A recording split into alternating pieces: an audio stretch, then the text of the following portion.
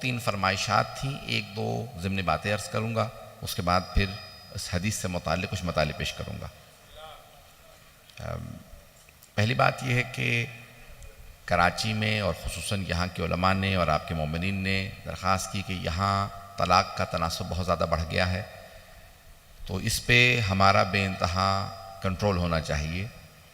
طلاق کا بڑھتا ہوا تناسب یہ اچھی علامت نہیں ہے، یہ بے صبری کی علامت ہے۔ انسان جو شروع میں ہی فوراً طلاق کر لے، اس کا مطلب ہے اس میں صبر کی کمی ہے، صبر کی کمی کی وجہ سے طلاق زیادہ ہوتی ہے۔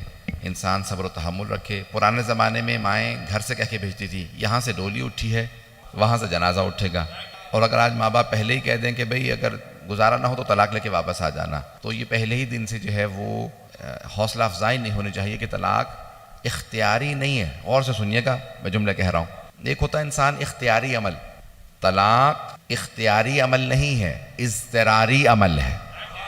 بہت سے افراد جو عربی اصطلاحات کو سمجھتے ہیں وہ تو پہنچ گئے۔ ایک ہے اختیاری عمل، ایک ہے اضطراری عمل۔ میرے سامنے پاک پانی رکھا ہے، جوس ہے، چائے ہے، 10 چیزیں حلال ہیں، مجھے اختیار ہے ان میں سے کون سی شے کا استعمال کروں،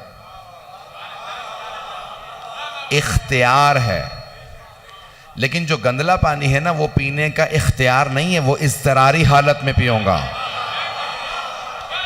اگر بات پہنچ گئی ہو، طلاق بھی اضطراری حالت میں ہو، جب اور کوئی راستہ نہ ہو تو طلاق ہے۔ اس لیے بہتر یہی ہے کہ انسان صبر و تحمل کو اپنے دامن سے باندھے رکھے، اپنے ایمان کا جز سمجھے، کیونکہ الصبر والایمان، یہاں تک امیر المومنین کا ایک فرمان ہے کہ جی ہاں جناب امیر علیہ السلام کے فرمان ہے، میں اس کو صرف یقین کرنا چاہتا تھا ذہن کے اندر آ جائے۔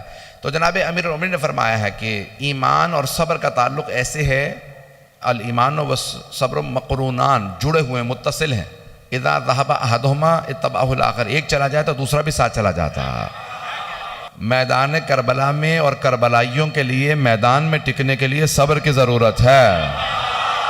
تو پہلی بات میں یہ بات واضح کرنا چاہتا تھا۔ دوسرا ایک مسئلہ بہت سے افراد نے اٹھا رکھا ہے، اور وہ ہے ہمارے جو بینرز پوسٹرز وغیرہ لگتے ہیں، میرے نہیں سب کے ہی لگتے ہیں، تو بعض اوقات وہ مجلس ختم ہو جاتی ہے لگے رہتے ہیں، اس کے بعد پھر گر جاتے ہیں، اس پہ ائمہ علیہ السلام کے نام ہوتے ہیں۔